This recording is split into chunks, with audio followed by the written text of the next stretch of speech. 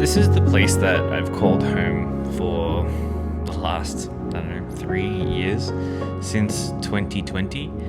This apartment is something kind of special to me. I've been in quite a few apartments in my lifetime and lived out of home for quite a long time. And this apartment in particular has a very special place in my heart.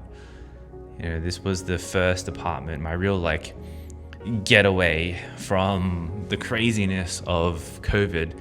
And I remember moving here from Japan when, after Japan had the very first wave of COVID.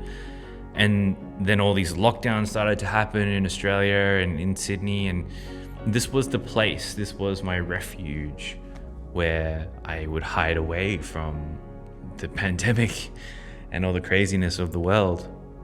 I set up a gym out there and did workouts on the balcony. I set up 3 desks here at one stage, and I made over 100 YouTube videos here. And this apartment is just something that is going to stay with me for a very, very long time. It's one of the places where, although, Sydney is my home, this place is definitely one of the most homely places that I've ever stayed at. So this video is more for you guys who follow my journey and are here for me rather than the photography kind of content that most people are here for. So thank you for being here. I just wanted to let you know that, if you're watching this video, then I'm happy to finally announce it, but I am finally moving to Japan. After years of waiting, after a failed visa, after hundreds of thousands of dollars, after 2 leases, after creating an entire business, after doing a whole bunch of stuff, after many, many hurdles, I finally made it to Japan. I got my visa the other week, and right now, as of this recording, I would have already been in Japan for a couple of days now, and that's why this video is late. It's exactly 1 month from my usual annual birthday, September 19th video. But 1 month late because the last couple of months has just literally been me trying to organize all of this, and literally me trying to bend to the wills of the Japanese government and immigration and what have you, and trying to get my foot into the door. And it's been a very, very long journey. For that journey, the biggest part of that is, I had to create a visa for myself somehow. I don't have a bachelor's degree. I've always been self-taught my entire life, and Japan doesn't really treat people who don't have bachelor's degrees very nicely. You can be self-educated all you want, but if you don't have that piece of paper, apparently you aren't educated enough.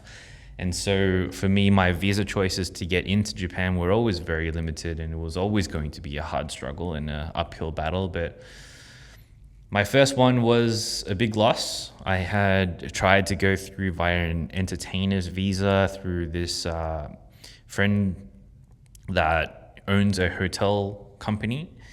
And that didn't go through, and there's a whole long backstory there that I might tell you guys about one day. But my alternative path was to do the method that is successful now, which is a huge pain in the butt. But basically it was making a business, and it's actually a subsidiary of my Australian business, and then self-sponsoring my own visa through my Japanese business as a business manager. And that means I needed to do all of the things that were required to have this business manager visa. And those things were obviously to create a business in Japan, which obviously needs a Japanese national to do, that of which I am not. It also required me to have 5 million yen in a Japanese bank account, which of course needs to be opened by a Japanese person, that of which I am not. And a whole bunch of other smaller hurdles, like having a physical office and furnishing that office and, getting the lease and sending the photos off to immigration and doing a whole bunch of that stuff. It's a lot of money, a lot of time invested, a lot of pain, a lot of heartache, a lot of waiting. My first visa that was denied took me 7 months to get from end to end, only to just be told no.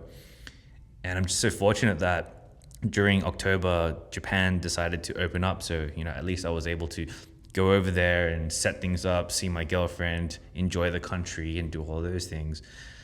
But here we are in October in 2023, and that entire process is again taking me, almost 10 months. So this has been a long journey. It has been a long journey for a country that I love so much. It just doesn't seem to love me back as much, which is a shame, but that's okay.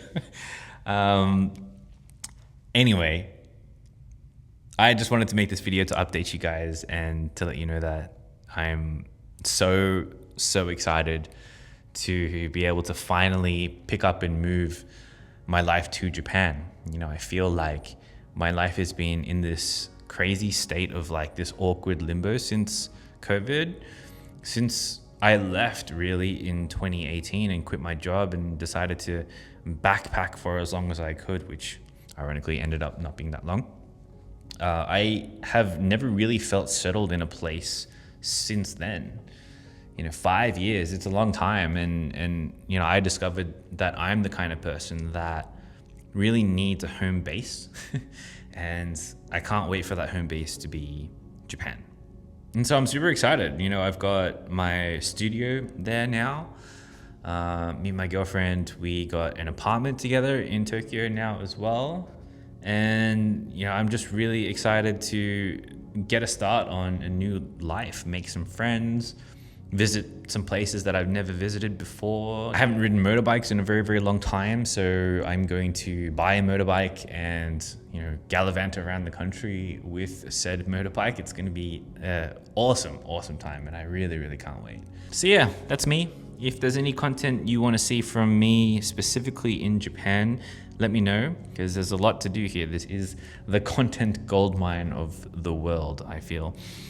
Anyway, that's it from me. Okay, I'll see you later. Bye.